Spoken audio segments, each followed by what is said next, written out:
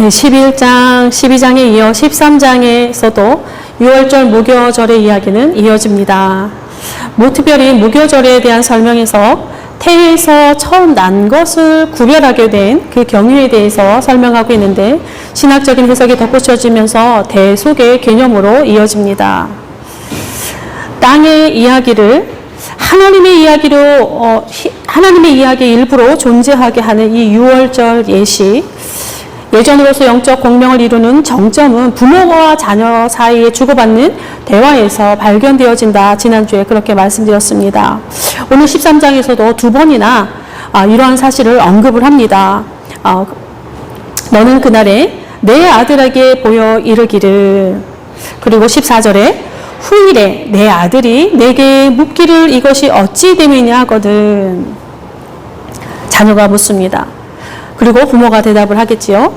이러한 대화들이 펼쳐지는 장은 모두 식탁입니다.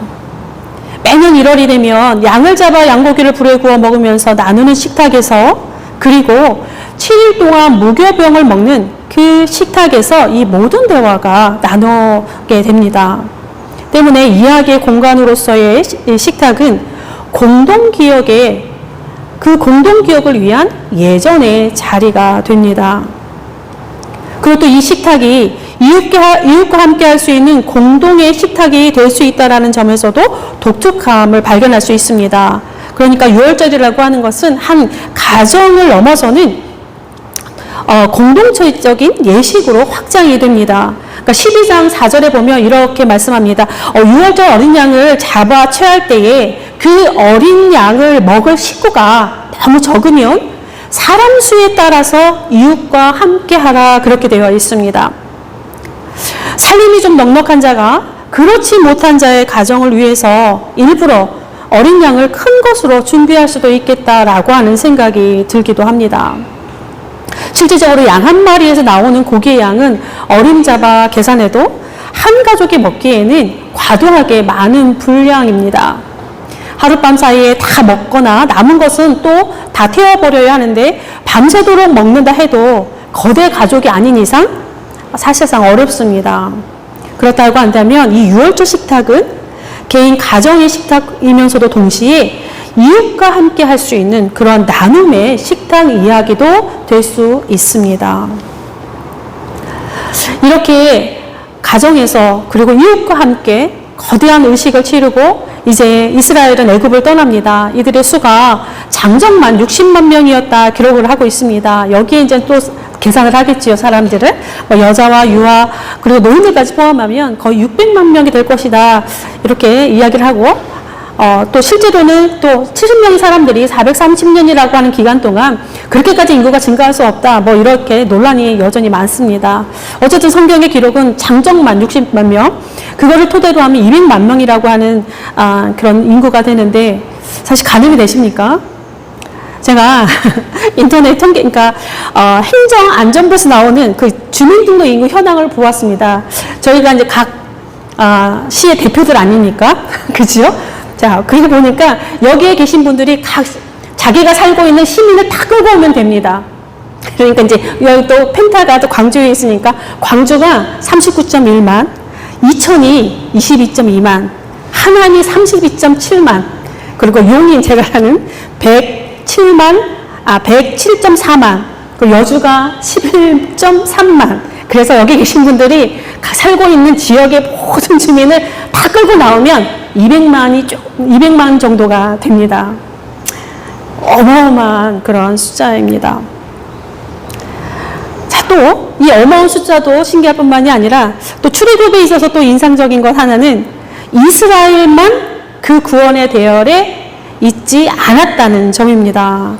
우리가 12장 38절에 보면 이렇게 되어 있습니다. 수많은 잡족과 양과 소와 심이 많은 가축이 그들과 함께 하였으며, 수많은 풍성한 큰이라고 하는 뜻입니다. 잡족, 낯선 사람을 의미하고 있습니다.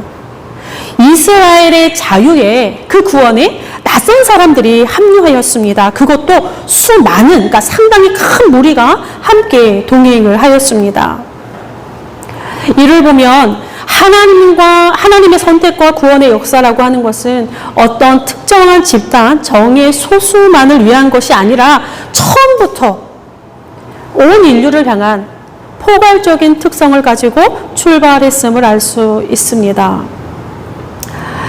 테렌스라고 하는 학자가 이 장면을 이렇게 표현합니다. 이스라엘을 위한 자유는 곧 다른 이들에 위한 자유를 의미한다.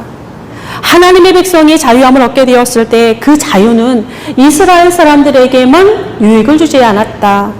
자유의 혜택은 그들의 신앙 공동체에 속하든 그렇지 않든 간에 그들과 접촉하는 모든 사람들에게 영향을 미친다. 이러한 일은 수세기에 걸친 인류의 역사에서도 얼마든지 발견된다.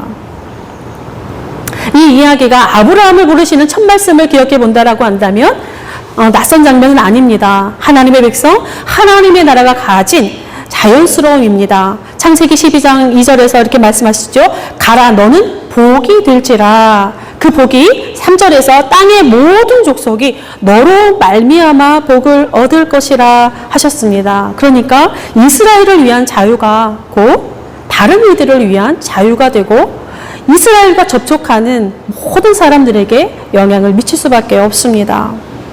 이렇게 수많은 잡족이 이스라엘 곁에 있었고 이스라엘을 따라 나왔습니다. 그랬더니 이스라엘의 자유가 이들의 자유가 되었고 이스라엘의 구원이 이들의 구원이 되었습니다. 그런데 한 가지 또 간과하지 못하는 것은 이들이 신앙 공동체의 일원이 된다라고 하는 것은 또 다른 문제인 것이 발견됩니다. 이스라엘과 어디든 동행할 수 있고 이스라엘과 같은 땅에 이를 수는 있으나 하나님의 백성으로서 통합되는 것은 조금 조건이 따랐습니다. 이는 유월절, 첫 절기에서부터 드러나는데요. 유월절 식사는 아무나 할 수 없었습니다. 조건적 식사였습니다. 그 조건은 단 하나, 할례 받은 자이어야 했습니다. 성경은 이미 이스라엘은 할례 받은 백성으로서 존재한다라고 하는 것을 전제하면서 그 이외의 사람들에 대한 유월절 규례를 제시하고 있습니다. 누구나 할례를 받으면 되었습니다. 그가 어느 잡족인지 상관없습니다. 종인지 아닌지 그것도 상관없었습니다. 할례만 받으면 유월절 식사에 참여할 수 있었습니다. 할례가 매우 중요한 위치를 차지하고 있습니다. 할례가 하나님의 백성으로서의 정체성 그 자체로서 신앙 고백이면서 몸에 새기는 하나님의 기억이었기 때문이지 않았을까 싶습니다. 이렇게 몸으로 기억하는 하나의 표징으로서 11장부터 시작된 마지막 재앙 이야기 그리고 첫 유월절과 무교절 출애굽의 이야기가 13장에서 도착하는 곳은 기호와 표라고 하는 두 단어입니다. 두 번 등장을 하는데 9절과 16절입니다. 9절에 이것으로 내 손의 기호와 내 미간의 표를 삼고 또 16절에는 이것이 내 손의 기호와 내 미간의 표가 되리라 이렇게 기록합니다. 기호 이 기호라고 번역된 단어 9절과 16절에 동일하게 등장을 하는데 표적과 상징을 의미하는 히브리 단어입니다. 창세기에서는 가인에게 주신 표였고 노아에게는 언약의 증거로 주셨습니다. 출애굽기 와서는 모세가 소명을 받는 4장에서부터 12장 마지막 재앙까지 총 9번이 등장을 하는데 한글 번역은 이 모두를 표징, 이적, 표적이라는 말로 번역이 되었습니다. 그러니까 13장이 들어와서 이 표적, 이적 이렇게 표징이라고 번역되었던 이 단어가 우리 한글 성경으로는 기호 이렇게 번역이 된 것입니다. 그러니까 손의 기호는 손의 표적, 손의 표징을 말하고 있습니다.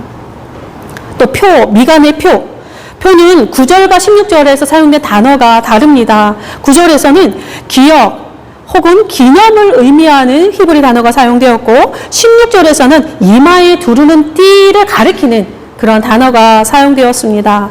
한글로는 동일하게 표로서 번역되었는데 이 두 가지 모두가 생각나게 하는 그 무엇, 기억하게 하는 그 무엇이라고 하는 의미를 동일하게 가지고 있기 때문일 것입니다.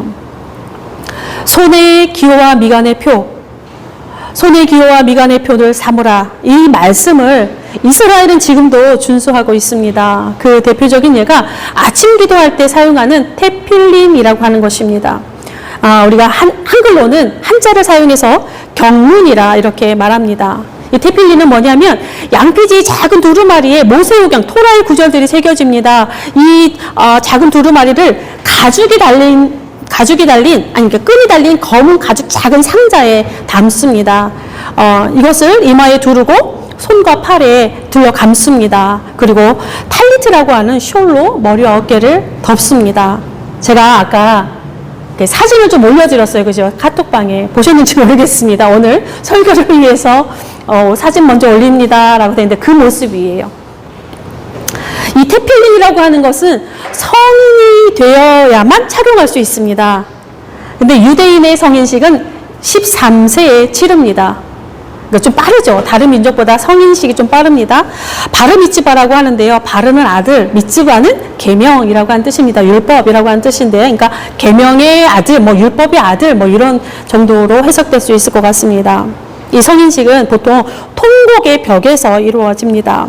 그리고 매우 성대하게 그리고 엄숙하고 거룩하게 진행이 됩니다. 그러니까 언약의 아들로서 토라의 백성으로서 하나님의 백성으로서 하나님 앞에 단독자로 처음 선다라고 하는 의미를 갖고 있는 것이 이스라엘의 성인식입니다. 지금 우리의 일반적인 문화와는 조금 다르죠. 마치 서원식과 비슷하지 않나 싶습니다. 하나님과의 1대1 관계를 맺으면서 내가 이제는 책임 있는 존재로 살아가겠다라고 하는 엄중한 결단을 포함하고 있습니다. 그러니까 여기에 계시는 모든 분들은 딱 3명만 빼고는 다 내 삶에 내 인생에 책임 있는 존재로 살아가겠다라고 그런 결단을 해야 된다라고 해야 되는 그런 것입니다. 이 예식에서 자녀는 아버지의 도움으로 이 테필리라고 하는 것을 그리고 탈리트라고 하는 거 이게 보자기처럼 뒤집어 쓰는 거 이불처럼 뒤집어 쓰게 되는데요. 처음 착용하게 됩니다. 이 성인식에서 아버지가 해주는 거예요. 자녀에게. 그리고 커다란 통을 들고 나옵니다. 이 통을 이렇게 열면 커다란 그 토라가 기록된 그 양피지에 이렇게 둘둘 말이 기록된 성경이 펼쳐지게 되는데 그것을 공식적으로 그리고 처음으로 대중 앞에서 읽게 됩니다. 이게 성인식입니다. 그러니까 이제 성인이 되어서 회당에서 토라를 낭독할 수 있는 사람이 되었다. 그럴 자격이 됐다라고 하는 게 이제 이들의 성인식인데 또 이게 참 인상적인 것은 이 성인식을 치르는 그 자녀는요, 자신의 생애 첫 구제금을 거기서 냅니다. 구제금을 먼저 낸다는 게 참 인상적이에요. 이때부터 부모에게 부여되었던 모든 종교적인 책임이 이제 자신의 것이 되는데, 이제 이 이후에는 회당에서의 아이의 대우는 달라집니다. 한 사람의 성인으로 이스라엘의 백성 토라의 아들로서 인정받게 됩니다. 그리고 이 모든 것이 끝나면 사탕도 주고받고 식탁 교제를 하면서 마치게 됩니다. 근데 사실 지금의 형태의 성인식은 고대 이스라엘, 그러니까 지금 우리가 출애굽기를 읽고 있는데요. 그 고대 이스라엘부터 이어온 전통은 사실은 아닙니다. 여러 가지가 이제 예전엔 좀 달랐겠죠. 현재의 모습은 중세시대 말엽의 그 기원, 쯤에 이게 완성된 것으로 그 기원을 추정하고 있습니다. 근데 아무튼 고대로부터 지금까지 이스라엘은 하나님의 말씀 이 토라를 기억하기 위해서 여러 가지 방법으로 매우 애를 쓴 그런 민족인 것은 틀림이 없습니다. 이렇게 손의 기호와 미간의 표를 삼기 위해 이토록 힘을 쓰는 이유, 사진에도 보셨지만 굉장히 현란하고 자극적이지 않습니까? 시커먼 거 머리 두르고 팔뚝에 막 두르는 그 모습. 그 이유는 단 하나입니다. 13장 3절 때문에 그렇습니다. 너희는 애굽 곧 종되었던 집에서 나온 그날을 기념하여 유교병을 먹지 말라. 여호와께서 그 손의 권능으로 너희를 그곳에서 인도해 내셨음이라. 이렇게 기록하고 있는데 세 번역을 읽어드리겠습니다. 당신들은 이집트에서 곧 당신들이 종살이하던 집에서 나온 이 날을 기억하십시오. 이 세 번역의 뉘앙스가 조금 더 원문과 가깝다는 생각이 드는데 히브리 성경은 이렇게 시작합니다. 기억하라 이 날을, 이렇게 시작해요. 좀 뉘앙스가 좀 다르죠. 한글 성경으로는 좀 강조가 덜 되어 있습니다. 기억하라 이 날을. 영어 번역도 히브리 원문과 비슷한데요. 이 기억하라. 이 히브리 단어 형태를 보면 독립부정사의 형태로 사용되었습니다. 그러니까 문장, 뒤에 있는 문장을 전체로 이끌면서 최상의 강조를 하고 있는 그런 형태입니다. 그러니까 뒤에 있는 것, 기억하라. 기억하라 하면서 지금 뒤에 있는 말씀을 쫙 이끌어 갑니다. 기억하라, 이 날을. 그러니까 11장에서 13장에 이르기까지의 모든 말씀들, 유월절과 무교절, 그리고 처음 난 것들에 대한 이야기들 그 모두가 단 한 것, 이 날, 그 날을 기억하기 위함이었다라는 것입니다.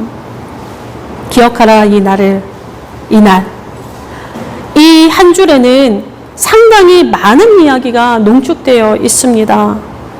애굽이라고 하는 곳, 종되었던 그 집에서 나온 그날, 구원과 자유만으로, 이 두 단어만으로 설명하고 끝내기에는 너무 궁색하지 않나라는 생각도 듭니다.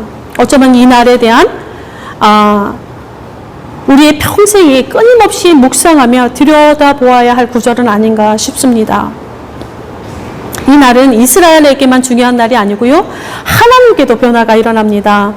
이때부터 하나님이 자신을 드러내는 표현으로서 표현이 달라집니다. 예전에는 전능하신 하나님, 창조주 하나님의 모습, 그것으로 자신을 드러냈습니다. 특별히 아브라함과 이삭과 야곱의 하나님, 이렇게 표현을 하셨습니다. 그런데 이때부터는 어떻게 표현하냐면, 나는 너를 애굽 땅 종되었던 집에서 인도하여낸 내 하나님 여호와니라, 이렇게 바뀝니다. 종되었던 애굽, 그곳에서 나오던 날, 그리고 그곳에서 인도하여 내신 하나님을 기억하기 위해 그 손의 기호와 미간의 표를 삼는 것입니다. 이 표현은 애굽 구약 성서의 여러 군데에서 이제 반복적으로 나올 것입니다. 이날의 기억이, 그리고 이날의 사건이 신앙의 출발이 되며 삶의 토대가 되기 때문에 그렇습니다. 때문에 이를 기억하려고 하는 이스라엘의 몸부림은 그렇게 치열하지 않았나 싶습니다. 그들이 어디서 나왔는지, 그들이 어떻게 나왔는지를 기억하려는 이들의 수고로움 속에서 우리는 오늘 우리의 신앙의 토대는 무엇인가 들여다보게 됩니다. 특별히 다음 세대에 무엇을 전해주어야 하는가라고 하는 것을 오늘의 본문에서 또한 그 단서를 찾을 수 있습니다. 우리는 신앙의 유산이라고 하는 표현을 굉장히 자주 사용을 합니다. 신앙 자체가 유산이라고 하는 의미도 있지만, 사실 가만히 들어보면 많은 경우에 이 신앙의 유산은 인간의 공적을 가리키는 경우가 상당히 많습니다. 너희 할머니가 어떻게 했다, 너희 부모가, 내가 아버지가 어떻게 했다 라는 이야기가 상당히 많습니다. 근데 오늘 13장하고는 좀 결이 다른 것 같습니다. 우리가 잊지 말아야 할 이야기, 우리가 자녀들에게 들려줄 이야기, 그리고 우리가 이웃에게 전해줄 이야기가 적어도 내가 무엇을 했노라, 내 부모가 무엇을 했노라, 내 할아버지가 무엇을 했노라 라고 하는 인간의 공적 이야기는 아니었으면 좋겠습니다. 교회 이야기도 마찬가지입니다. 우리 교회를 복음을 제시할 때 교회 이야기도 굉장히 많이 하지요. 우리 교회가 얼마나 가진 것이 많은지 가만히 들어보면, 그래서 얼마나 좋은지 와보라 라고 하는 내용으로 함축할 수 있습니다. 그 이야기가 복음의 메시지가 아니기를 바랄 뿐입니다. 대신 이 출애굽의 하나님, 그 강하신 손을 기억하며 오늘 우리의 신앙의 토대를 다시 두들겨보고 그 삶의 자리에서 그날 그 하나님을 동일하게 우리도 경험할 수 있었으면 좋겠습니다. 우리는 날마다 기근으로 인하여 애굽으로 내려가는 백성입니다. 애굽의 노예로 살아가는 존재입니다. 삶의 여러 가지 이유가 우리에게 기근이 되어서 찾아오고, 또 우리는 살기 위해서 또다시 애굽으로 내려갑니다. 어쩌면 오늘 우리가 있는 자리가 애굽인지도 모르겠습니다. 그래서 또 출애굽을 해야 하는 그런 백성인지도 모릅니다. 그러나 우리는 13장을 기억합니다. 그날과 같이 다시 출애굽할 것이라고 하는 사실을 말입니다.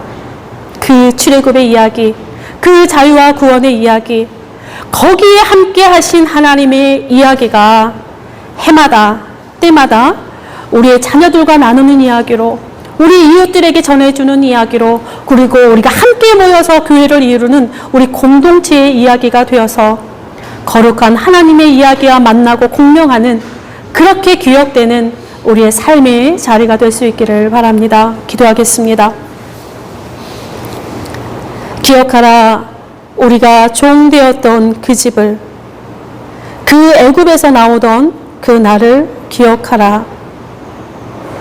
주님, 우리가 잊지 않게 하여 주옵소서. 그날의 이야기가 오늘 우리의 현재를 새롭게 하옵소서. 그날의 하나님의 이야기가 우리의 미래를 희망으로 열어가게 하옵소서. 종되었던 애굽에서 갈보리의 십자가의 이야기가, 하나님의 강한 손으로 출애굽하던 그날의 이야기가, 그리고 부활의 이야기가 오늘 여기 우리의 땅에서 우리의 이야기로 공명되게 하옵소서. 그날 임하셨던 여호와의 권능의 손이 오늘도 우리와 함께 하기를 바라고, 그날 고통스러웠던 하나님의 심장이 우리의 심장이 되게 하옵소서.